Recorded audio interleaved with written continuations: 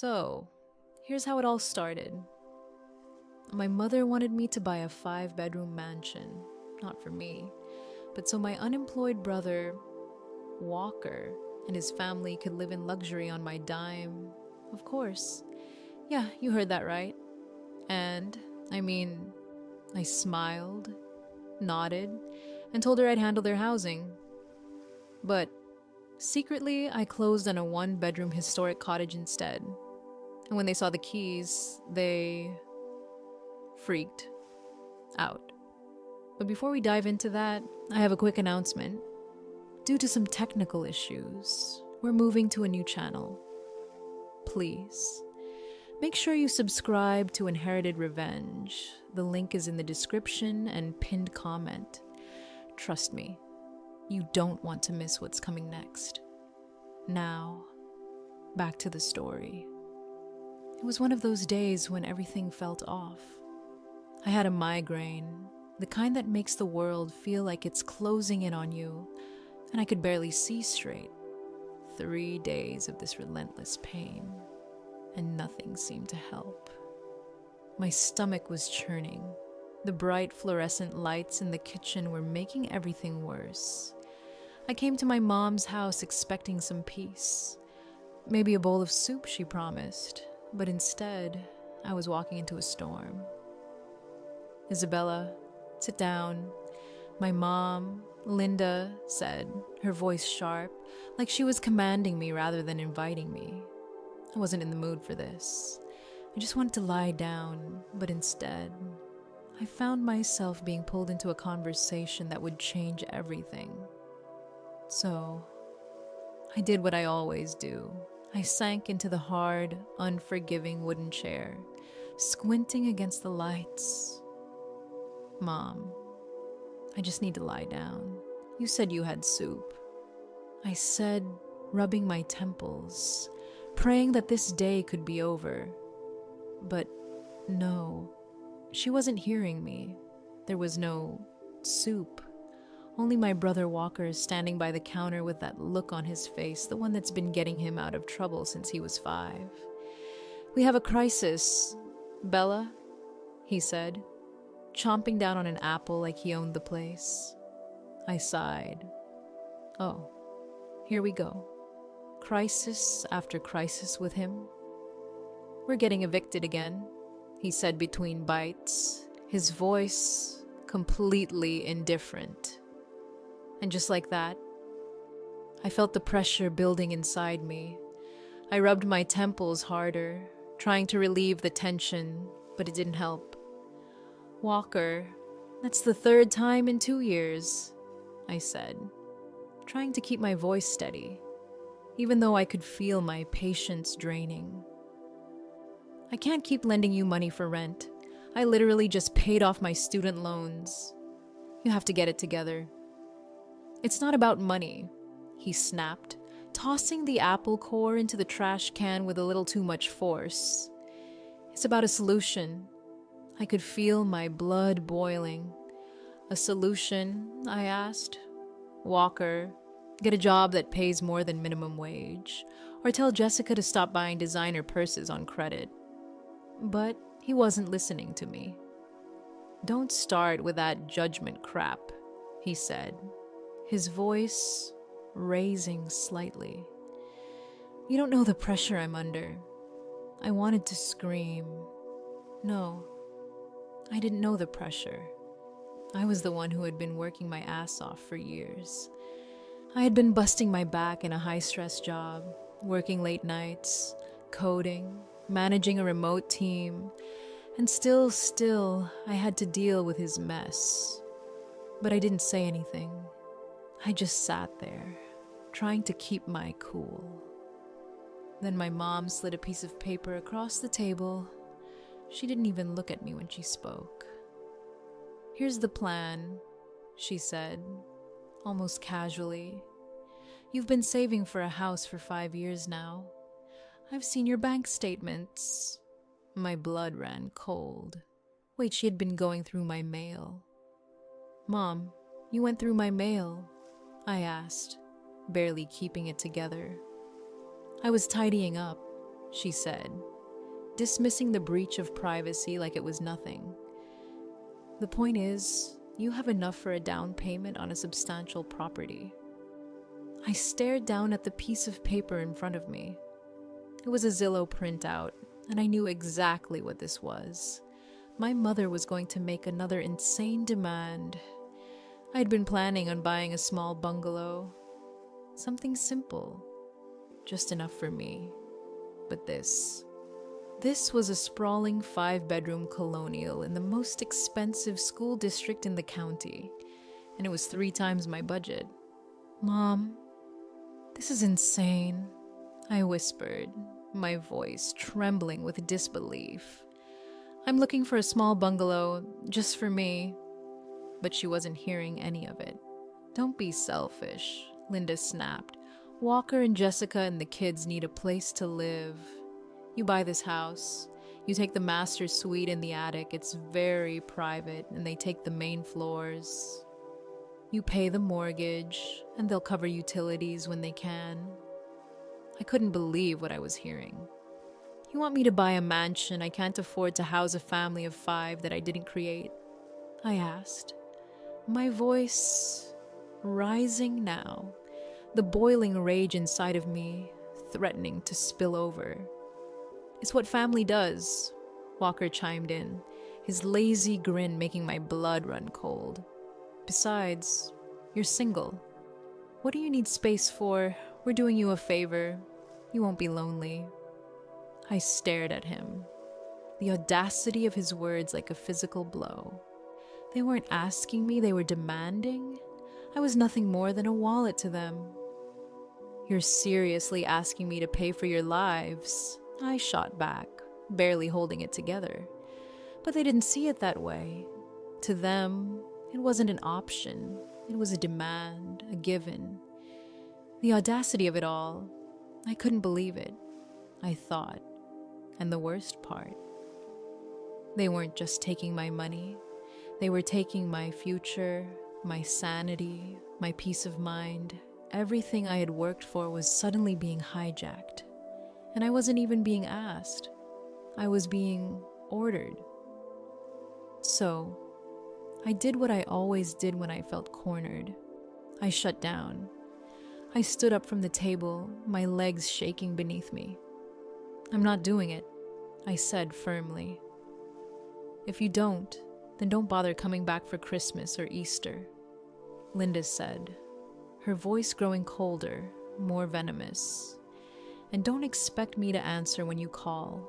You help your brother, or you are no daughter of mine." Her words cut deeper than I could have imagined. I looked at Walker. His smug, self-satisfied grin was a punch to the gut. He knew exactly what he was doing. He knew that Linda was my weak spot, that I craved her approval like a drug, but this time, something in me snapped. I don't know if it was the exhaustion or the years of bitterness finally boiling over, but in that moment, I realized something. They didn't see me as a daughter, a sister. They didn't see me as a person. I was a resource, a tool to be used, and the realization made me sick to my stomach. "Fine," I said, my voice hollow, barely audible. "I'll look at the house." I lied. I wasn't looking at any house. Not for them. Not for anyone. The betrayal wasn't in the fact that they wanted my money. It was in the fact that they were willing to destroy my future to make sure they didn't have to lift a finger. I left my mother's house that day in a blur. My eyes were burning from the tears I had been holding in, and my stomach was a pit of nausea. It wasn't just the emotional weight. I felt physically sick. I had to pull over twice on the way home, dry heaving on the side of the road, unable to process what had just happened. My phone buzzed in the passenger seat. I looked at it, dreading what I might see. "Walker," it said, "Jess wants to know if the house has a pool. If not, we need to budget for one." Another text came in. Make sure you get pre-approved by Friday. Walker's landlord is giving them 2 weeks. Then another. Also, I need the garage for my workshop. Don't park your car in there. I stared at the screen. The reality of what they were doing hit me like a ton of bricks. They were already mentally moving in. They had already started rearranging furniture in a house I hadn't even bought yet. I gripped the steering wheel until my knuckles turned white. This wasn't just about a house. This was about control. And they thought they had me cornered. They were wrong. I wasn't just going to lie down and take it, but as I sat in my car, staring at the text messages, a new resolve started to form inside me. They were going to get a house. They were going to get exactly what they wanted, but it wasn't going to be the mansion they had demanded. The drive back to my apartment felt like a blur. Too much was happening too quickly, and my brain could barely keep up. Every inch of the road felt like it was pulling me further away from everything I had worked for. I felt physically sick. Every bump in the road seemed to push against the tight knot in my stomach. I had to pull over twice just to throw up on the side of the highway. My body rejected the stress, but there was no escaping it. My phone kept buzzing in the passenger seat, and I could feel my pulse quickening every time it lit up, but I didn't want to look. I couldn't, not after what had just happened. I had been back in my mom's kitchen, trying to keep my head straight, trying to hold on to some shred of self-respect. But instead, I had found myself in a twisted situation where everything I thought I knew about family had been turned on its head. They didn't see me as a person. They saw me as a tool, nothing more than a resource to be tapped. And what's worse, they didn't even pretend to care about my dreams or my future. To them, I was just a means to an end, a piggy bank with legs. That night, as I lay in my bed, I tried to make sense of everything. I could hear my mother's voice in my head, demanding that I be the one to give, to sacrifice, to help my brother and his family. I could still feel the weight of her eyes on me, the pressure in her words. And there was Walker, with that smug, lazy grin, like he thought everything should just be handed to him. They didn't ask. They didn't care to know how much I had already sacrificed, how much I had already given up. It wasn't just money. It was my time, my energy, my health. I had spent years working to build something for myself. Something small, something simple, something I could finally call my own. I'd spent 6 years saving for a bungalow, a little house where I could breathe, where I could finally find peace. And now they wanted to take that away from me. I wanted to scream. I wanted to break something. The emotional weight of everything, the expectation, the manipulation, the sense of betrayal was suffocating. And yet, there I was, sitting in my tiny apartment, staring at the screen of my phone as the messages came through, one after the other. From Walker and my mom, they were already making demands. My stomach churned. I didn't want to look, but I knew I had to. Walker, Jess wants to know if the house has a pool. If not, we need to budget for one. The next one, make sure you get pre-approved by Friday. Walker's landlord is giving them 2 weeks. Then another. Also, I need the garage for my workshop. Don't park your car in there. I felt dizzy. I had just agreed to look at a house that wasn't even mine yet. And they were already planning on moving in.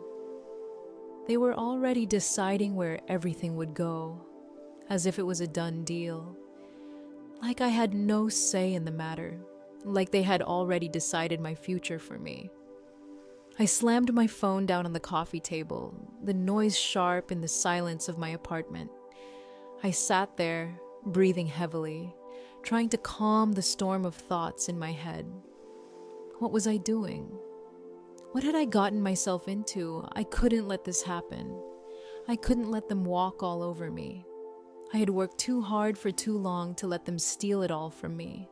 But as much as I wanted to fight back, as much as I wanted to tell them no, I also knew that I couldn't do it.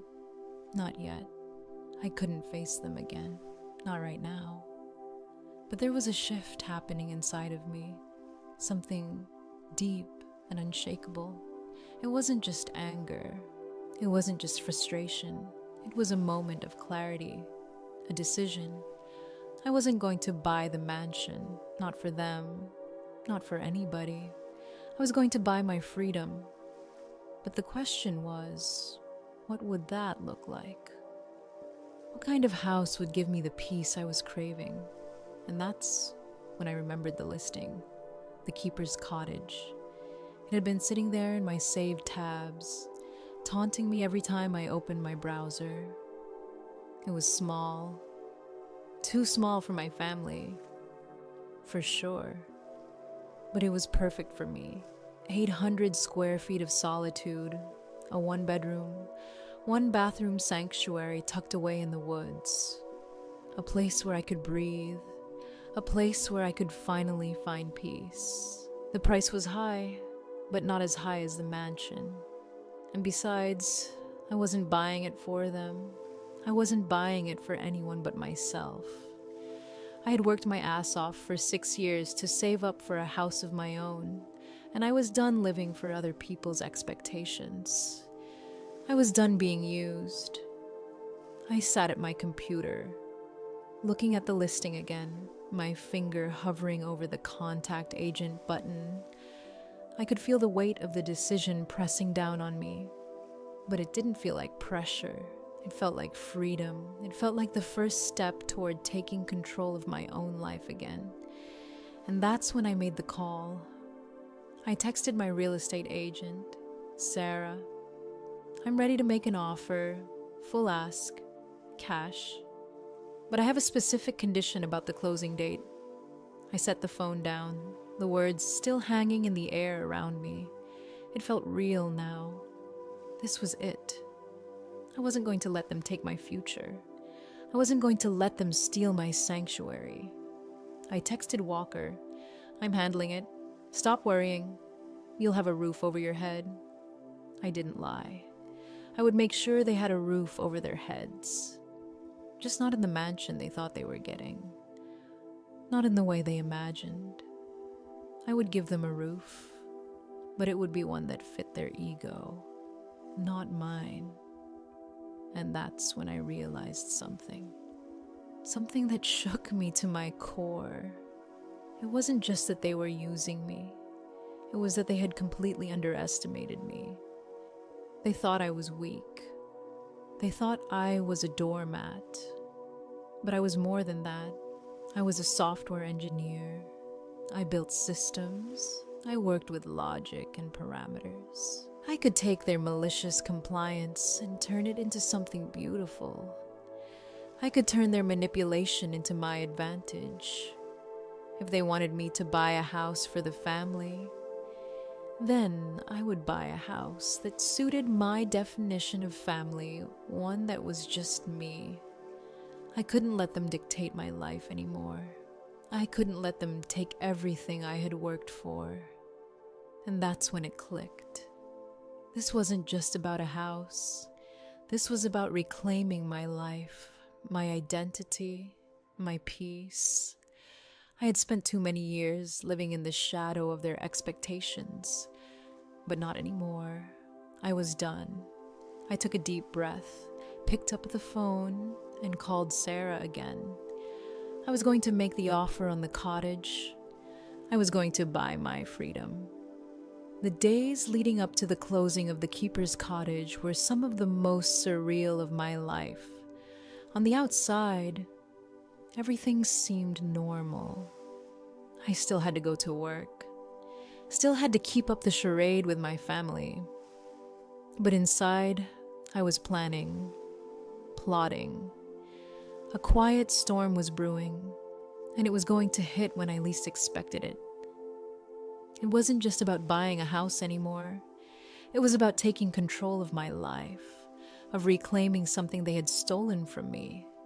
They thought they had won, but I wasn't going to let them. I remember the moment the closing papers were finalized. My heart was pounding in my chest, my hands shaking as I signed my name. The keys to the cottage felt heavy, like a new weight I had to carry. And as soon as the last document was signed, I felt something shift inside me. The moment I had been waiting for was finally here. It was time to face them. I texted my family group chat. I have the keys. Meet me at the address I'm sending now. Bring the U-Haul. Let's get this over with. I hit send before I could second guess myself. I didn't care what they thought. I was done playing their game. I grabbed the keys and stood up, walking out of the office like I had just won a battle. My phone buzzed again, the messages flooding in. "Where's the address, Bella?" Walker asked. "Is it the mansion?" My mom chimed in. "I hope you got everything settled. Sweetie, I'm so excited for you to have your own space." And that's when I felt it. The weight of their expectations, the entitlement they wore like a second skin, all of it hitting me at once. They didn't get it. They didn't understand that this wasn't about them. This was about me taking control of my own life. I grabbed my jacket, the keys to my car, and left. The drive to the cottage was slower than I had anticipated. I wanted to make sure everything was perfect. I needed to center myself before the storm hit. I knew that the moment they saw the place, everything would change. There would be anger, there would be manipulation, but I wasn't going to back down. Not this time. The clearing where the cottage stood looked like something out of a dream. The trees stretched up toward the sky, and the air was thick with the scent of pine. The cottage was tucked away in a small grove of trees, nestled in the quiet solitude that I had been craving for so long. The ivy crawling up the chimney, the small, perfectly manicured garden out front. It was everything I wanted and more. But I knew that when they arrived, they wouldn't see it the same way. To them, it was a joke. It was a mistake. They wouldn't get it. I parked the car, getting out slowly. I stood at the front gate, clutching the folder with all the documents inside. My heart was beating out of my chest, but I couldn't let it show. I had to be strong. The U-Haul rolled up first, Walker's smug face peeking out the window. He slammed on the brakes, and the truck groaned as it came to a halt. Dust swirled around the wheels, and I could hear him muttering to himself under his breath. He hopped out, leaving the engine running. The first thing he did was look around, spinning in a circle, his eyes scanning the trees. "Where is it?" he demanded, his voice rising. "Is the driveway behind this little shack?" I didn't say anything. I just stood there, letting him stew in his confusion. "This is it, Mom," I said, my voice calm, but louder now, letting them know that I wasn't backing down. "This is the house." There was a silence that felt like it stretched on forever. Linda and Jessica spilled out of the SUV. The kids immediately started running toward the flower beds. But I snapped at them. "Get away from there," I said, my voice sharp and firm. They froze. Walker still hadn't moved, still trying to figure out what was going on. Jessica let out a nervous giggle. "Good one, Bella," she said, her voice tinged with sarcasm. "Wait, you're joking?" "Right," she asked, looking at me like I had lost my mind. This is a joke, right? No, I said, keeping my voice steady, but the words felt like they were slicing through the air. This is the keeper's cottage, 800 square feet, 1 bedroom, 1 bath. It sits on 4 acres of protected land, no new structures allowed. The words hit the air with finality. This wasn't a mansion. It wasn't what they wanted. It was mine. There was no going back now. I watched as the color drained from Jessica's face. She couldn't believe it. Walker just stood there, his face a mix of confusion and anger. "I don't understand," Jessica whispered. She was so thrown off that she could barely form a coherent sentence. Where do we sleep?" she asked. The question hung in the air for a moment before I responded. "I sleep in the bedroom," I said, pointing to the single window on the 2nd floor. "And you guys don't sleep here because you don't live here." And that's when it exploded. "What?" Walker roared, his face turning a violent shade of purple. His eyes were wild, his fists clenched, and I could see the fury building in him. "You're kidding me?" he shouted, stepping toward me, his hands balled into fists. "You can't do this. We gave up our apartment. We have nowhere to go." He was close now, just a few feet away, and I stood my ground, not backing down. "You didn't give up your apartment, Walker," I said, my voice steady. "You were evicted for destroying it. I saw the lawsuit." He froze for a second, his face turning pale. I saw the realization hit him like a ton of bricks. He blinked a few times, then looked over at Linda, who was standing there, her mouth open in shock. "Isabella," Linda shrieked, rushing forward to grab my arm, but I stepped back, out of her reach. "Have you lost your mind?" she cried, her voice trembling with manufactured grief. "You promised you said you were handling it."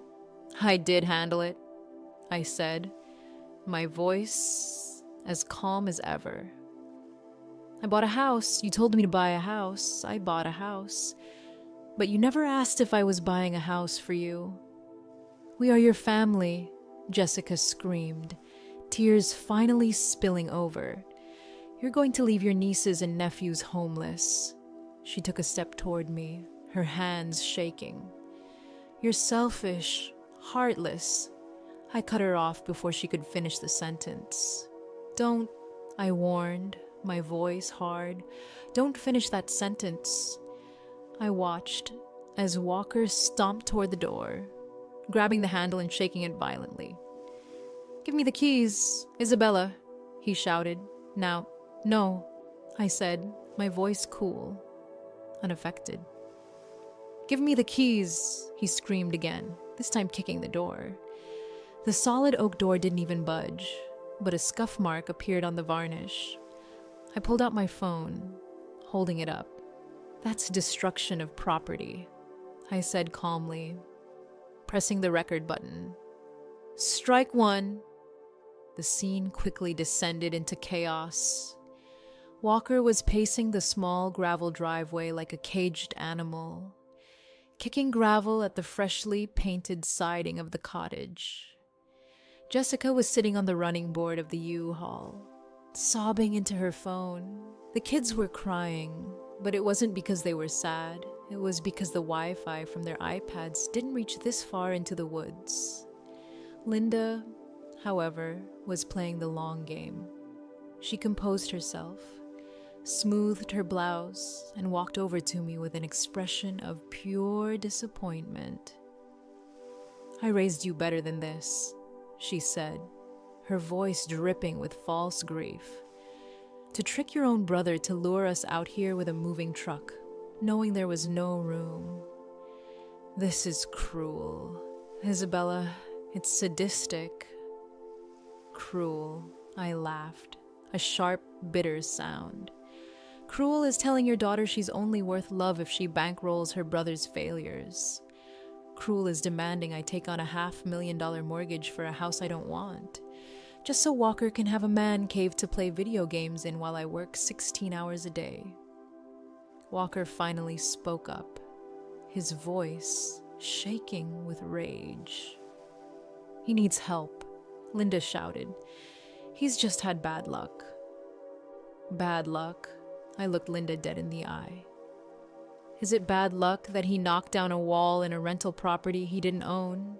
Is it bad luck that he owes $4,000 in damages?" I pulled out the photos of the destroyed apartment, holding them up in front of her.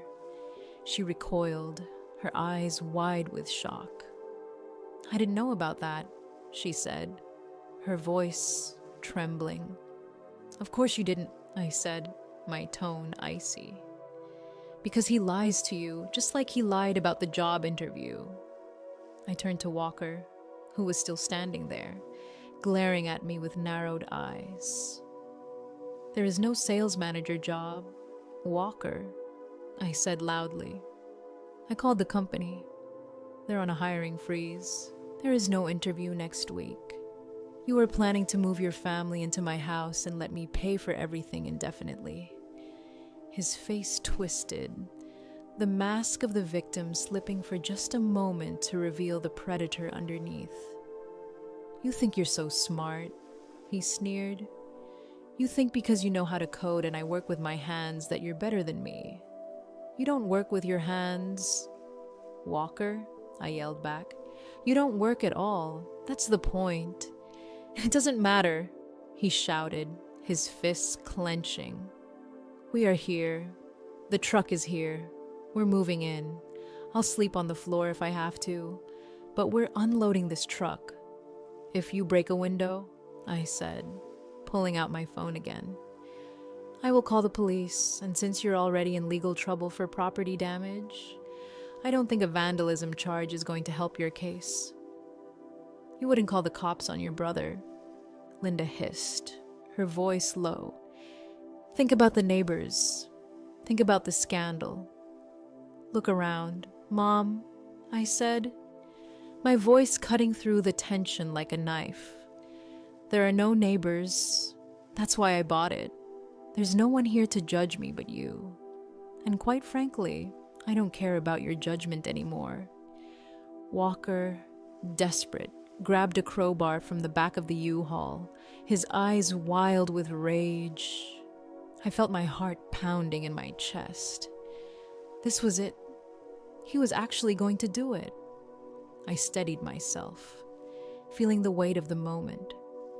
"Walker, put it down," I said, my voice shaking with a mix of fear and resolve.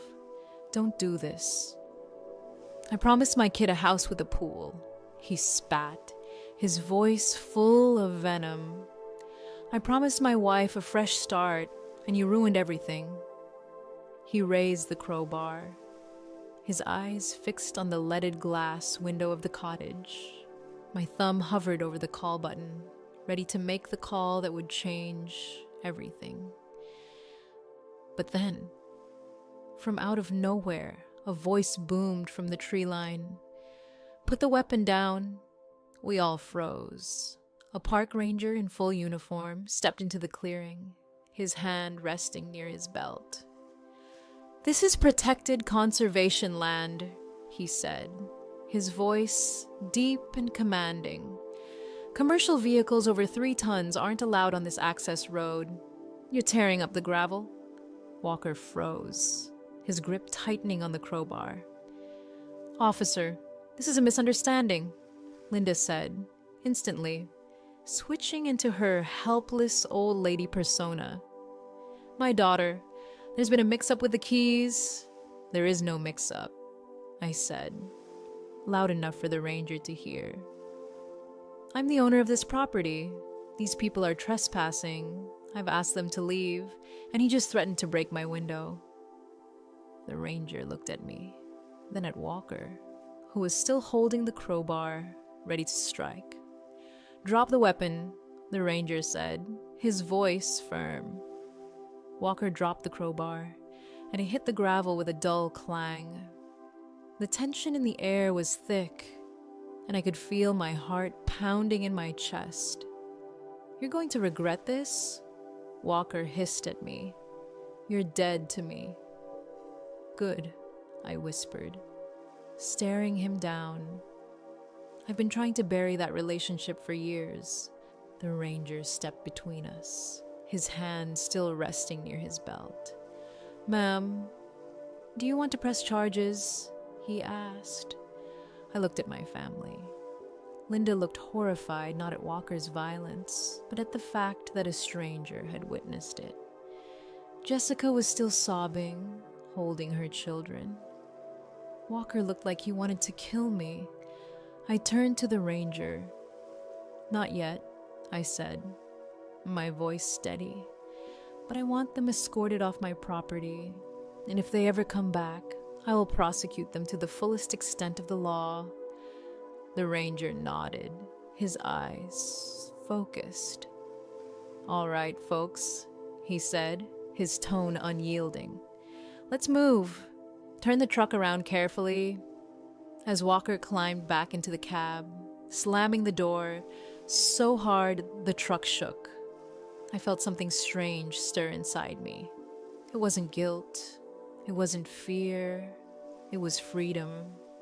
The silence in the woods was deafening, and for the first time in my life, I realized I had finally won. The days after the showdown in the clearing were quieter than I expected, but there was an undercurrent of tension that I could feel in every interaction with my family. They were fuming, stewing in their anger, trying to figure out how they could turn the tables on me. But what they didn't know was that I was done. I was done apologizing for my success, done being the villain in their narrative. I had nothing to prove anymore. The peace I found in the keeper's cottage was a quiet kind of defiance, and I was ready to defend it. But I knew it wasn't over. Narcissists don't just go away, they regroup. They try to manipulate, to control. It's like they always need to be the center of attention, and that's exactly what I expected. The climax came when I least expected it at my cousin Sarah's wedding. Sarah and I had been close when we were younger, and despite everything that had happened with my family, I wasn't going to let them dictate my life. So, I went to the wedding, dressed in a way that felt like a victory. My skin was clear, my posture relaxed. I'd been taking care of myself, not letting the drama consume me. I wore a dress I bought with the money I hadn't spent on a 5-bedroom mansion.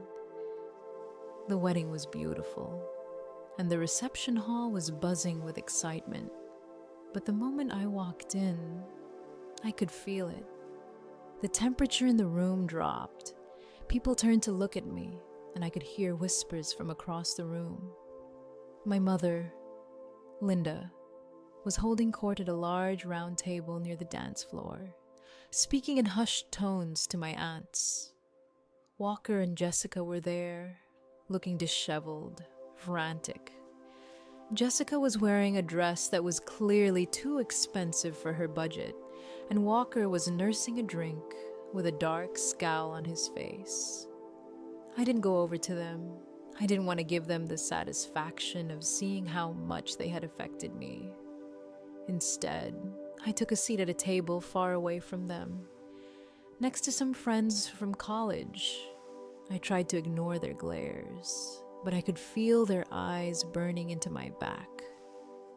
The tension was thick in the air, and I knew it was just a matter of time before it all came to a head. Then came the speeches. They were predictable, awkward in their clumsy sincerity, until Walker stood up. He wasn't on the schedule. He wasn't supposed to speak. But there he was, grabbing the microphone from the DJ, swaying slightly. He cleared his throat. The room went quiet. Everyone was waiting for him to say something, to make a fool of himself. "I just want to say a few words," He slurred into the mic. The room went still. My stomach dropped. I knew what was coming. To family, he began, his voice louder now, as if he was trying to gather strength. To loyalty, because some people in this room, they don't know the meaning of the word. My heart skipped a beat. I knew where this was going. He wasn't just going to humiliate me. He was going to make sure the entire room knew exactly how he wanted them to see me. My sister, Isabella, he said, pointing a shaking finger in my direction. The spotlight hit me like a fist. I could feel the heat of everyone's gaze, the judgment, the pity. My own sister, Isabella, he continued. She let her nieces and nephews sleep in a Motel 6 for the last 3 weeks. She bought a house for herself, a selfish little hut in the woods while we had nowhere to go. She promised to help us. She lied. Gasps rippled through the room. I could see the looks on the faces of my aunts, my uncles, and even some of my friends. Pity, confusion, sympathy. It was exactly what he wanted. He had spun the narrative. He was the victim. He was the one who needed help, and I was the villain who had let them all down. You see, he went on, she has money. She has so much money. She doesn't know what to do with it. And she watched us struggle. She called the cops on me when I just wanted a place for my kids to sleep. I could feel my blood boiling, my heart racing. This wasn't just a personal attack. This was a public humiliation, an attempt to rewrite the story in front of 200 people. He was trying to make me the villain and himself the innocent, hard-working man who just couldn't catch a break. But I wasn't going to let him get away with it. I stood up, my heels clicking against the floor, cutting through the tension like a knife. I walked toward the head table, my steps measured, my heart steady. I could hear Walker shouting, but I didn't let it faze me. I wasn't going to play into his game anymore. I reached into my purse and pulled out the manila folder I'd been carrying everywhere since the closing. The room went quiet. Everyone was watching now. I could feel the shift in the atmosphere. "Give me the microphone," I said, my voice calm but amplified by the silence of the room. "No," Walker yelled, pulling the mic away from me. "Everyone needs to know what kind of person you are." "They will," I said, projecting my voice so it reached the back of the room. "Walker, you want to talk about loyalty? Let's talk about the $15,000 I gave you for your business last year. Where did that money go?" Walker's face twitched. He knew exactly where this was going. He knew that his lies were about to unravel. That's irrelevant," he stammered, trying to brush it off. But I wasn't done. I walked closer to him, the folder still in my hands. "Let's talk about the apartment you were evicted from," I said, opening the folder and pulling out the photos. I held them up for the tables nearest me to see. "The one you destroyed, the one you owe $4,000 on." There were murmurs around the room now. People leaned in to get a better look at the photos. They saw the damage, the holes in the walls, the stained carpet. "Did you tell everyone here that you knocked down a wall without permission?" I asked, my voice steady. "Did you tell them about the noise complaints, the rusting car parts in the backyard?" People were starting to turn against him. The sympathy was draining away, replaced by disgust. "And the job," I continued, "the big interview for the sales manager position, the one you used to justify me buying a mansion. I called the company. Walker. They've been on a hiring freeze for 6 months. There was no job." Walker's face went white. I could see the panic in his eyes now. The facade was slipping, and there was nothing he could do to stop it. "You were planning to move your family into my house and have me pay for everything indefinitely," I said, my voice carrying through the room. "But there is no job, there is no interview, there is no mansion." Walker's face twisted.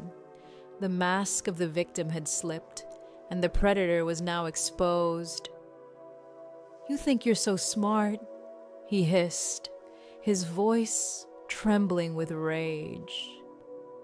"You think because you know how to code and I work with my hands that you're better than me. You don't work with your hands, Walker," I yelled back, the anger finally bubbling over. "You don't work at all. That's the point." The room was silent now, except for the whispers and murmurs that filled the air. Walker looked around, his eyes wide with disbelief. "She's lying," he shouted, trying to turn the tide, trying to salvage what was left of his dignity. "She forged those she's jealous of me." But it was too late. The room had already turned. The sympathy was gone, replaced by disgust. I could see Linda standing there, her face a mask of fury, but not at Walker's behavior. No, she was furious with me. She stood up, her hands shaking with rage. "Isabella, stop this," she screamed. "You're ruining your cousin's wedding." I turned to face her, my heart steady, my voice unshaken. "No, Mom," I said, "you ruined it when you raised a son to believe he was entitled to everything without earning anything. You ruined it when you tried to force me to bankroll his laziness." I dropped the folder on the table in front of them. "The evidence is all there. Read it or don't. I don't care anymore."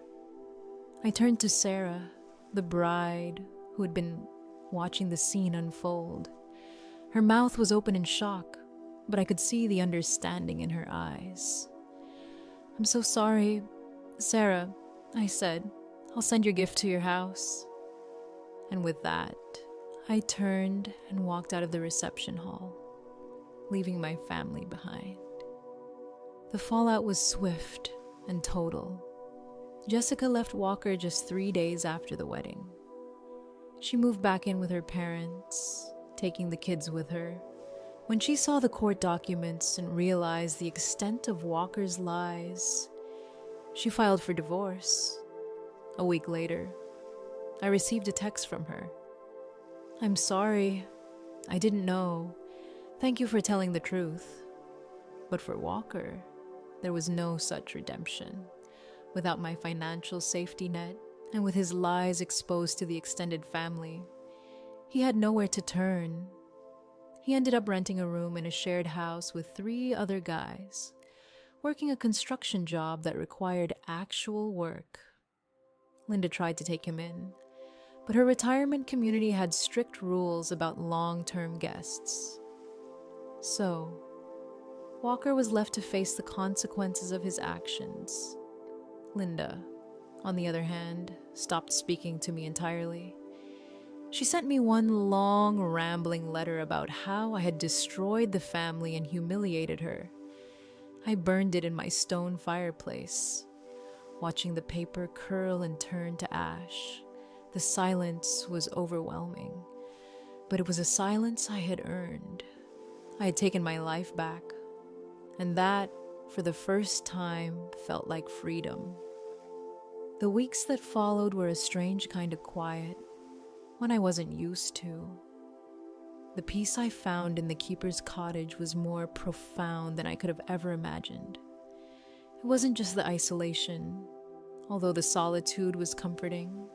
It wasn't just the silence of the woods, though that was part of it too. No, what I found was something deeper, something I hadn't realized I needed until I was finally alone. I spent my days settling into my new life, enjoying the simple things. I'd wake up to the sound of birds chirping outside the window, the morning light filtering through the trees, casting long shadows across the floor of my small cozy living room. There was no noise, no demands, no expectations, just peace. I drank my coffee on the small stone patio every morning, watching the mist rise from the meadow. And for the first time in years, I felt like I could breathe. The weight I had been carrying for so long, the pressure to be everything to everyone, was gone. It was like a weight had been lifted from my shoulders, and I was finally free to be myself. It wasn't perfect. There were days when the loneliness crept in, when I missed the connection I once had with my family. But those moments were fleeting. I had learned to live for myself, to put my needs first. I had built something for myself, something I could be proud of. I had a space where I didn't have to justify my choices or explain myself. For the first time, I didn't feel like I was being constantly measured or scrutinized. I wasn't just surviving anymore. I was living. I started to reconnect with old friends, people I hadn't seen in years because I'd been so caught up in my family's drama, so focused on trying to make them happy. But now, I had the time to rebuild those relationships, to laugh again, to enjoy the things I had pushed aside for so long. And it felt good. It felt like a reclaiming of something precious, something I had let slip through my fingers. And then, unexpectedly, I met someone. His name was David, and he was a landscape architect who had worked on a few local projects near the cottage. We met at a small cafe one afternoon, and it was like everything just clicked. He understood the peace I had found in the woods. He loved the cottage almost as much as I did, and never once did he ask about my finances. He wasn't interested in my money, he was interested in me. For the first time in my life, I was with someone who saw me for who I really was, not for what I could provide. We spent weekends hiking in the forest, cooking dinner together, talking about our hopes and dreams. It was simple, but it was everything I had been looking for. It wasn't perfect. Nothing ever is, but it was real. It was honest, and it felt right. I could finally let go of the past. I could stop trying to please people who would never be satisfied. I didn't need to prove myself anymore. I didn't need their approval. I had built something for myself, something I could be proud of, and I was done apologizing for it. But the final piece of closure came one evening, 6 months after I had moved into the cottage. I was sitting on the porch, a glass of wine in hand, watching the sunset paint the sky in hues of orange and purple. The air was crisp, and the world felt like it was holding its breath. My phone buzzed, and I glanced at it without thinking. It was a notification from LinkedIn. Walker, last name, viewed your profile. I smiled to myself, took a sip of wine, and immediately blocked him. It felt like a weight was lifted from my chest. He had tried to come back into my life, to worm his way back into my world. But I wasn't having it. I wasn't the person I used to be, and I wasn't going to let him drag me back into the chaos. The silence of the woods around me was profound. It wasn't lonely. It was full of possibilities, full of peace, and most importantly, full of freedom. I had built a fortress, not to keep people out, but to protect the peace I had finally found within. And for the first time in my life, I wasn't just surviving, I was home. As I sit here, reflecting on everything that's happened, it's hard to believe how far I've come. What started as a battle to hold onto my peace has turned into a journey of personal growth and freedom. I've learned that you don't have to live up to anyone's expectations but your own. Sometimes, the hardest battles are the ones you fight within yourself, and the reward is always worth it. I found my sanctuary, my happiness, and I'm not about to let anyone take that away from me again. I hope this story has reminded you that you have the power to take control of your life too, to make the tough decisions, and to find your own peace. I'm so grateful for all the support I've received along the way. It's been an incredible ride, and I'm excited to continue sharing more of this journey with you. If you haven't already, make sure to subscribe to our new channel. There's more to come, and I can't wait for you to see what's next. Thanks again for being part of this story. Stay tuned for more.